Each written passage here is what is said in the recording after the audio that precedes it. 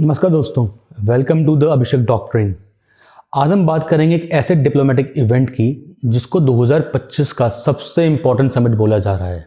अब ये कौन है, हम सबको पता है, इंडिया रशिया का स्टेट विजिट जो कंक्लूड हुआ था 4 से 5 दिसंबर 2025 के अंदर। और साथ ही हम डिस्कस करेंगे कि क्या इसको सैबोटाज करने की कोई कोशिश की रही है, कुछ ऐसा हुआ है कि जिससे ये इवेंट फेल हो जाए, जैसे कि इंडिगो का फियास्को। चलो देखते हैं क्या होता है। वैसे दोस्तों, ये तो हम सबको पता है कि ये कोई रूटीन मीटिंग नहीं थी, ये एक रीसेट था इंडिया रशिया रिलेशनशिप के अंदर, एक रिकैलिब्रेशन कह सकते हैं इसको। अब देखिए, इसके अंदर एक लाउड सिग्नल था पूरी की पूरी दुनिया को कि इंडिया रशिया रिलेशन और पार्टनरशिप अभी भी स्ट्रांग है, ये इवॉल्व हो रही है। ये हमारे पीएम ने ऐसे ही नहीं कह दिया कि ये ध्रुव तारा है। अब आप खुद ही देखिए, रशियन प्रेसिडेंट यहाँ पर आए, कितने देशों में गए हैं वो? बहुत कम देशों में। ये बताता है कि हमारा रिलेशन कितना इम्पोर्टेंट है। अब कुछ लोग कह रहे हैं यहाँ पे कि मज़ा नहीं आया, कोई बड़ी अनाउंसमेंट नहीं हुई, Su-57 का क्या हुआ, S-400 का क्या हुआ, S-500 का क्या हुआ। अब उन बेचारों को क्या पता कि ये सब कुछ हो चुका है। बस हर चीज़ बोली नहीं जाती कैमरा पे आके कि हाँ जी हमने ये साइन कर लिया, हमने वो साइन कर लिया। अब आप खुद देखो, जो इतना बड़ा डेलीगेशन आया रशिया का, रशिया से उठ के यूक्रेन वॉर के बीच में इंडिया आया है, वो यहाँ पे कोई पाव भाजी खाने या पानी पूरी खाने तो आया नहीं था। वो सब अपना काम करने के लिए आए थे और अपना काम करके चुपचाप पर्दे के पीछे उन्होंने काम किया और चले भी गए। अब क्या काम किया, क्या डील साइन करी, बैक एंड पे क्या क्या हुआ, वो हमें अचानक ही पता चलेगा। किसी दिन न्यूज़ आएगी, हाँ S-500 ले लिया, बना लिया, Su-57 नागपुर में बन गया। अब बन गया तो कोई यूएस सैंक्शन नहीं, कोई कुछ नहीं, सब कुछ हो जाएगा। अब आप मेल्टडाउन देखिए, हद देखिए। देखिए दोस्तों, पुतिन साहब का इंडिया का दौरा है जो कि हाई प्रोफाइल स्टेट विजिट है, और मेल्टडाउन ना हो, ऐसा कैसे हो सकता है? फिर चाहे वो पॉलिटिकल मेल्टडाउन हो, डिप्लोमेटिक मेल्टडाउन हो, या फिर हमारे बुद्धिजीव जाग गए हों, सब कुछ हो रहा है। अब देखो, क्या सूझी थी ब्रिटेन, जर्मनी और फ्रांस के डिप्लोमेट्स को ये हरकत करने की, आर्टिकल लिखने की। हालांकि झाड़ अच्छे से पड़ी है उनको इस बार हमारे फॉरेन ऑफिस से, वो सब गया। उसके बाद आ गया इंडिगो का क्राइसिस। अब सवाल ये उठता है, ये सब कुछ 4-5 को ही क्यों स्टार्ट हुआ? क्या ये एक ऑपरेशन फेलियर था, या फिर पुतिन साहब की विजिट को डाउन प्ले करने की कोशिश थी? कि सबको पता था कि पूरी मीडिया का फोकस, पूरी नेशनल मीडिया का फोकस पुतिन साहब के ऊपर होगा, तो थोड़ी सी लाइमलाइट वहाँ से हटाते हैं और एक क्राइसिस के ऊपर डालते हैं। अब देखो, जब 4 दिसंबर को पुतिन साहब यहाँ पे पहुँचते हैं, उसी टाइम इंडिया को एम्बेरस करने के लिए इंडिगो की 150 से ज़्यादा फ्लाइट्स कैंसिल हो जाती हैं। अब किसी भी एयरलाइन की, तो इंडिया की सबसे बड़ी एयरलाइंस है, उसकी 150 फ्लाइट्स कैंसिल हो जाएँ तो पैसेंजर तो कोहराम मचाएंगे ही। अब पैसेंजर कोहराम मचाएंगे, वो एक न्यूज़ की तरह आएगी। हमारे मीडिया को क्या चाहिए? Breaking news. इसमें न्यूज़ वालों की गलती नहीं है, बट एक बड़ी न्यूज़ बनी और उन्होंने उसको कवर करना स्टार्ट किया। अगले दिन, यार 150 फ्लाइट्स में मज़ा नहीं आया, कुछ और बड़ा करते हैं, 400 फ्लाइट्स कैंसिल होगी। अब सोचो, एक एयरलाइन की 400 फ्लाइट्स कैंसिल होना एक ही दिन में। अब लोग स्पेकुलेट कर रहे हैं कि ये किसी कॉर्पोरेट ऑफिस ने जानबूझ के सिस्टम को फेल होने दिया ताकि नेशनल नैरेटिव जो है हमारा, वो पुतिन साहब से हटके एयरलाइंस क्राइसिस पे शिफ्ट हो जाए, या फिर जैसा कि कंपनी कह रही है कि ये कोइंसिडेंस था। बट जो भी हो, सस्पिशियस तो लग रहा है। डिटेल्स आएंगे सामने, ऑर्डर हो चुकी है इंक्वायरी, सब कुछ आएगा सामने। बट ये सेट पैटर्न है। पहले आप देखो, जब ट्रंप दिल्ली में आए थे, उस टाइम पे सीए के दंगे हुए, पुतिन आए तो फ्लाइट कैंसिल हुई। अब इतने सारे कोइंसिडेंस तो नहीं हो सकते ना, बट चलो, कोई प्रूफ है नहीं, बट टाइमिंग ने तो कॉन्स्पिरेसी थ्योरीज को जन्म दे ही दिया है। अब लॉजिस्टिक का मेल्टडाउन हो, डिप्लोमेटिक सेंसिटिव टाइम पे होता हो, तो सवाल उठना नेचुरल है। खैर, छोड़ते हैं इसको। इंडिगो की कहानी इंडिगो जाने, कुछ गलत नहीं हो रहा है इंडिगो के साथ। जो हो रहा है, जो क्रैकडाउन हो रहा है, बिल्कुल सही हो रहा है। उन्होंने भी अकाशा की बहुत गंदी तरह मारी थी, उन्होंने भी कई छोटी एयरलाइंस को बर्बाद किया था। चलो छोड़ते हैं इन सब बातों को, अपने मेन टॉपिक पे आते हैं कि पुतिन साहब इंडिया आए तो क्या हुआ, कौन कौन से 16 एग्रीमेंट्स हुए हैं जिसकी कहीं पे चर्चा ही नहीं हो रही है। चलो अगले कुछ टाइम तक हम डिस्कस करेंगे कि कौन कौन से एग्रीमेंट साइन हुए, इन एग्रीमेंट में इंडिया के फ्यूचर्स के लिए क्या क्या है और जियोपॉलिटिकली इसका दुनिया में क्या मैसेज गया है। आप समझ रहे हैं पुतिन साहब इंडिया आए हैं तो कुछ ना कुछ मैसेज तो जाएगा।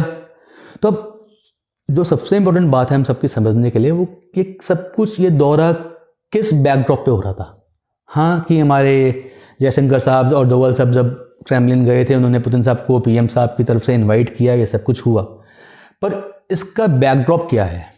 देखिए ये 23rd शिखर सम्मेलन था रशिया समिट के साथ, राइट, पर ये हो किस माहौल में रहा है। यूरोप में आग लगी हुई है, आपको पता है रशिया एशिया में भी आता है और यूरोप में भी आता है, मगर ये लड़ाई यूरोप में छाई हुई है। यूरोप की इकॉनमी, यूरोप का एनर्जी क्राइसिस सरेआम सबके सामने है। लोग तो कह रहे हैं उनका सबसे महंगा क्रिसमस जाने वाला है। उधर से रशिया पे सैंक्शंस लगती हैं, सैंक्शंस की वजह से रशिया चाइना के कैंप में काफ़ी हद तक जाने के लिए मजबूर हो जाता है। उसे कहना पड़ता है कि ये नो लिमिट पार्टनरशिप है हमारी, हालांकि वो नो लिमिट में बहुत लिमिट्स हैं, वो अलग बात है। इधर से क्वाड है इंडिया का, इंडिया को रशिया के साथ भी बनानी है, इंडिया को वेस्टर्न पावर्स के साथ भी अपनी पार्टनरशिप मेंटेन करनी है, इंडिया को यूरोप के साथ ट्रेड डील भी करनी है और इंडिया को रशिया के साथ भी नहीं छोड़ना। तो ऐसे में ये समिट होना अपने आप में एक स्टेटमेंट देता है कि रशिया इंडिया पार्टनरशिप अभी भी रेलेवेंट है और ये दोनों के दोनों देश ये किसी वेस्ट से या किसी सुपर पावर से डिक्टेशन नहीं लेंगे। ये हर वो काम करेंगे जो इनके अपने इंटरेस्ट में होगा और ये अपनी पार्टनरशिप अपने अकॉर्डिंग ही बनाएंगे।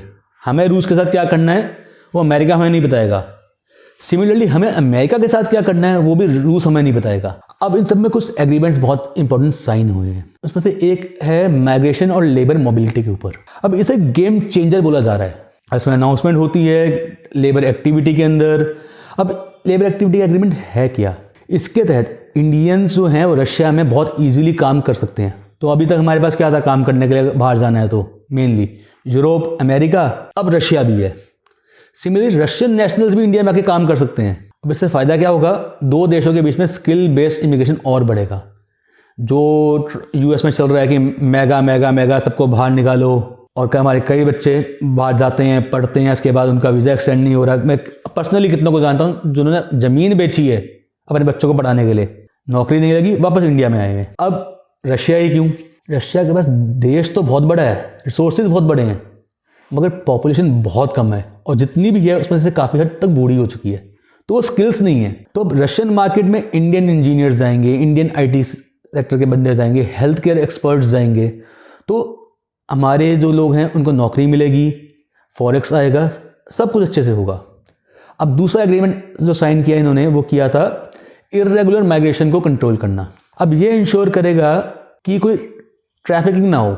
अब लोग बोलेंगे इससे फ़ायदा क्या हुआ, यार देखो जब रशिया यूक्रेन की लड़ाई हुई थी ना, तो एक न्यूज़ बहुत ब्रेक हुई थी कि इंडियंस रशिया में गए हैं, उनको ज़बरदस्ती धोखे में रख के रशियन आर्मी के अंदर या उनके वैगनर ग्रुप के अंदर इंडक्ट कर लिया गया है। तो फिर बाद में वो मोदी साहब के इंटरफेयर करने के बाद वो सब चीज़ें सही हुई। तो इस एग्रीमेंट के तहत ये सब चीज़ें नहीं होंगी, तो हमारे बच्चे जिस काम के लिए जा रहे हैं वो उसी काम में ही जाएंगे। तो ये बहुत बड़ा गेम चेंजर है। तीसरा, हेल्थ केयर सेक्टर में बहुत एग्रीमेंट्स हुए हैं। अब इसके अंदर India Russia health cooperation included है। अब देखिए इंडिया के बारे में सबको पता है, हम मेडिकल फैक्ट्री हैं पूरी दुनिया की, वैक्सीनेशन हमारे यहाँ पर बनती है, फार्मास्यूटिकल्स जितना हमारा स्ट्रॉन्ग है स्पेशली जेनरिक के अंदर, वो दुनिया में कोई बीट नहीं कर सकता। अब अमेरिका के अंदर ट्रम्प साहब बोलते हैं कि हमारे पास इतनी महंगी दवाई आ रही है, आप यहाँ पे बनाओ, आप वो करो, आप ये करो, और साथ साथ वो इंडिया को गालियाँ देते हैं। वो ये भूल गए अगर इंडिया ने आपके टैरिफ के चक्कर में पैरासीटामोल पे अगर ब्रेक लगा दिया ना, तो आपके देश की इतनी औकात नहीं है कि वो एक पैरासीटामोल भी बना सके, वो भी यहाँ से ही क्रॉसिंग जाती है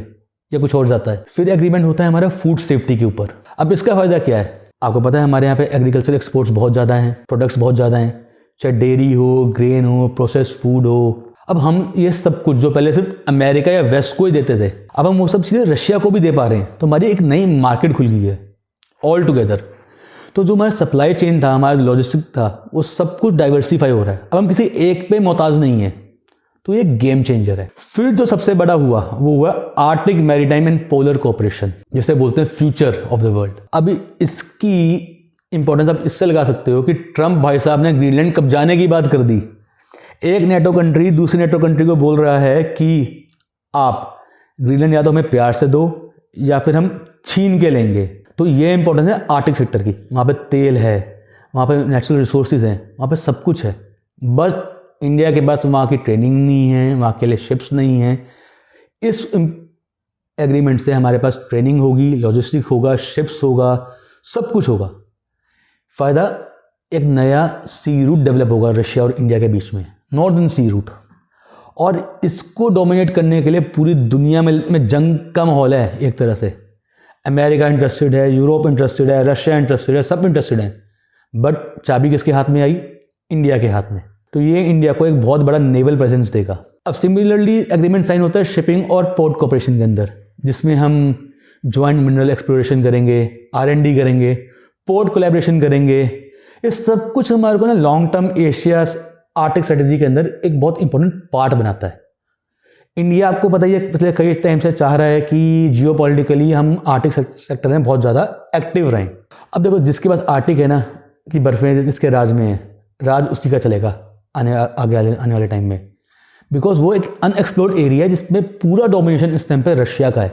फिर डील होती है जी ट्रेड और इकोनॉमिक एग्रीमेंट्स के ऊपर कि इंडिया की सप्लाई चेन्स को हम स्ट्रॉन्ग करेंगे, नए यूरिया मैन्युफैक्चरिंग करेंगे। फर्टिलाइजर्स के बिना आपको पता है एग्रीकल्चर का काम नहीं होता। और फर्टिलाइजर आते कहाँ से हैं? चाइना से। चाइना का जब मन करता है सप्लाई करता है, जब मन करता है सप्लाई नहीं करता है। और हमारे किसानों को तो ज़रूरत है। अब ऐसा तो है नहीं ना कि फसल आज बोनी है, मेरे को फर्टिलाइज़र 3 महीने के बाद दोगे, मैं क्या करूँगा उसका। और हम ये सब कुछ इम्पोर्ट करते हैं मैक्सिमम। बट रशिया के पास ये टेक्नोलॉजी है, रशिया खुद बनाता है। तो अब हम रशिया के साथ मिलके अपने एग्रीकल्चर सेक्टर के अंदर भी आत्मनिर्भर होंगे। फ़ायदा क्या है इससे? देखो, एक तो हम आत्मनिर्भर होंगे, हमारे पास long term secured supply line होगी फर्टिलाइजर्स की, हमारी बाकी देशों पे इंपोर्ट करने की डिपेंडेंसी कम हो जाएगी, प्राइस में स्टेबिलिटी होगी, हमारे किसान भाइयों को डायरेक्ट फ़ायदा मिलेगा इसका। अब इन सब के बाद हम कुछ स्मगलिंग को लेके भी एग्रीमेंट करते हैं। अब इशू क्या है? स्मगलिंग आपको पता है बहुत ज़्यादा बढ़ती जा रही है। अब हमारे स्मगलिंग और काउंटर कस्टम टैक्स से क्या होगा? हमारा ट्रेड फास्ट होगा, कस्टम क्लियरेंस हमें बहुत जल्दी मिलेंगी, हमें तो मिलेंगी। ये सब कुछ रशिया में भी रेसिप्रोकेट किया जाएगा। SME और ई-कॉमर्स सेगमेंट जो है हमारा, जो कि छोटे छोटे ट्रेड्स करता है, उनको इससे बहुत फ़ायदा मिलेगा।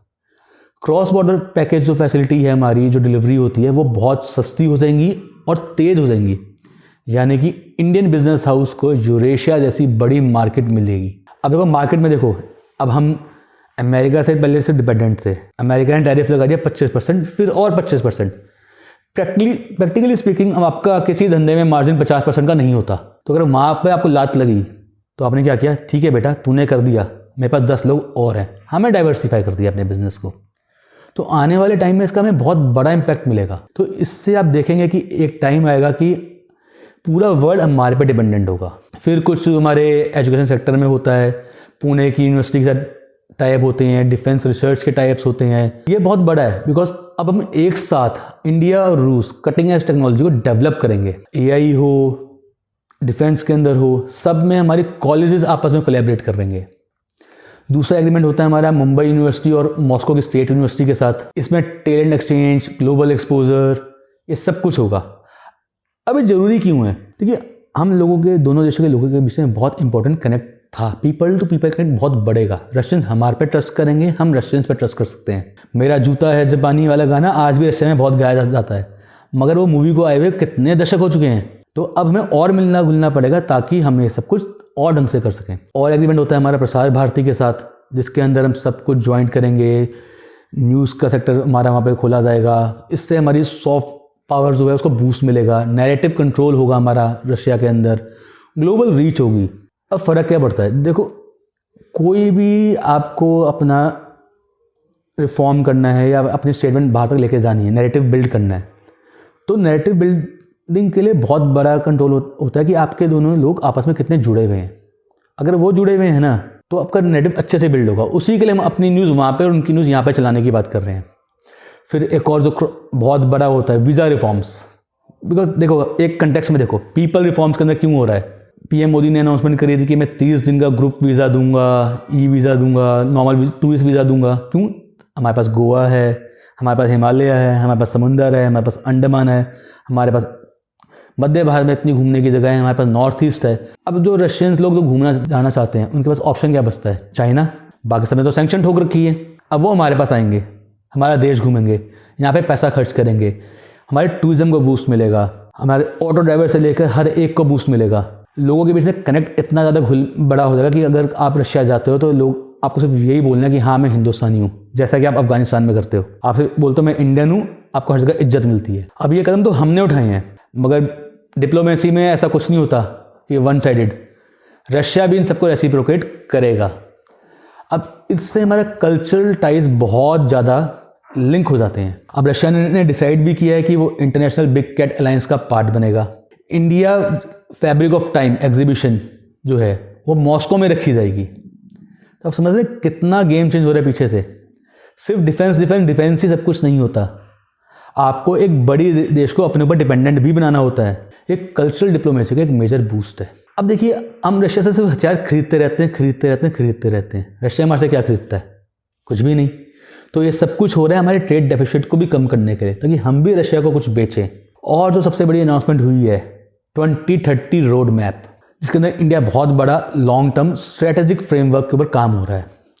अब ये कहता है कि इसके अंदर हम एनर्जी पार्टनरशिप करेंगे, एग्रीकल्चर के अंदर ज्वाइंट प्रोडक्शन करेंगे, मैन्युफैक्चरिंग एक साथ करेंगे, ट्रेड को डाइवर्सिफाई करेंगे, मैरीटाइम में कोऑपरेशन करेंगे, स्पेस एंड टेक्नोलॉजी में करेंगे, इनोवेशन के अंदर काम करेंगे। इसमें Indian engineers, Indian scientist Russian engineer scientist के साथ को बिल्ड करेंगे, इन्वेस्टमेंट करेंगे। और टारगेट कितना रखा है? $100 बिलियन एनुअल ट्रेड का। मजाक नहीं होता, ये एक लॉन्ग टर्म स्ट्रेटेजिक डेवलपमेंट है। अंत में दोस्तों देखो, ये समिट सिर्फ एग्रीमेंट का सेट नहीं था। अब डिफेंस के अंदर हमारा रिले सेगमेंट हुआ।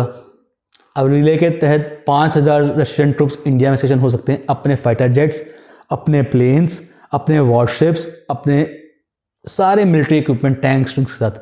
और हम रशिया में हो सकते हैं। और दोनों देश चाहें तो इसको बढ़ाकर 10,000 भी कर सकते हैं। किसको? अब देखो, रशियन फौजी आएंगे अपना Su-57 लेके यहाँ पे, तो क्या नागपुर में आपको लगता है कुछ बनेगा? नहीं, ऐसे ही बनेगा।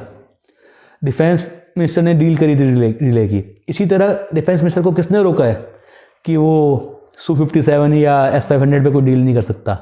तो हमारी पार्टनरशिप जो रशिया के साथ है, अगर आप देखेंगे, ये बहुत मॉडर्नाइज हो रही है, अक्लमंद हो रही है, स्ट्रेटेजिक डेप्थ गेन कर रहे हैं हम, आर्टिक से इंडो पैसिफिक तक। इसीलिए पूरी दुनिया में खलबली हो रही है। देखो ना, उसको एनर्जी से डिफेंस तक रशिया ने साफ बोल दिया कि यार, जब अमेरिका हमारे से न्यूक्लियर फ्यूल ले सकता है, एनर्जी ले सकता है, तो इंडिया क्यों नहीं ले सकता? अगर अमेरिका ने सैंक्शन लगाई है, वेस्ट ने सैंक्शन लगाई है, तो सैंक्शन लगाने वाले को सबसे पहले देखना होता है ना कि भाई मैंने सैंक्शन लगाई है, मैं ना खरीदूं। अब वो खुद खरीद रहा है, तो उसी चीज़ के लिए वो हमारे को तो मना कर नहीं सकता। अब देखो, पुतिन साहब दिल्ली में आके बोल के चले गए कि मैं इंडिया को एनर्जी सप्लाई करता था, करता हूँ और करता रहूँगा। इससे बड़ा थप्पड़ क्या पड़ेगा? इसके बाद भी अमेरिका से जवाब नहीं आता। क्यों? अगेन उनकी वही जो पॉलिसी है, आई है अभी सिक्योरिटी पॉलिसी, जिसके अंदर वो कहते हैं कि रशिया हमारा प्राइमरी थ्रेट नहीं है, इंडिया हमारा थ्रेट नहीं है, हमारा थ्रेट चाइना है। और कैसे इन दोनों देशों को चाइना के कैंप में जाने से रोका जाए। ट्रंप को ये बात समझाई गई है कि भाई क्यों सींग फंसा रहा है उन दो देश के साथ जो लड़ सकते हैं तेरे से, लेकिन लड़ना नहीं चाहते हैं। उन्हें छोड़ दे अकेला, तू चाइना पे फोकस दे। रशिया ने भी वेलकम किया है उनकी स्टेट पॉलिसी का कि अच्छा जी, अब हम उनका आपका प्राइमरी थ्रेट नहीं है, चलो हम दोनों मिलकर साथ में काम करते हैं, वगैरह वगैरह वगैरह। बट दुनिया चेंज हो रही है। फंसेगा कौन? यूरोप। फंसेगा कौन? यूक्रेन। इसीलिए पुतिन साहब की मीटिंग के बाद मैं ब्रेकिंग न्यूज़ दे रहा हूँ, जेलेंस्की भी आ रहा है जनवरी के अंदर हिंदुस्तान में। अच्छा जी, चलो भाई साहब, राम राम। आज के लिए इतना ही। वीडियो पसंद आई हो तो सब्सक्राइब करें, लाइक करें और कंट्रीब्यूट करें चैनल की तरफ। धन्यवाद। जय हिंद, जय भारत।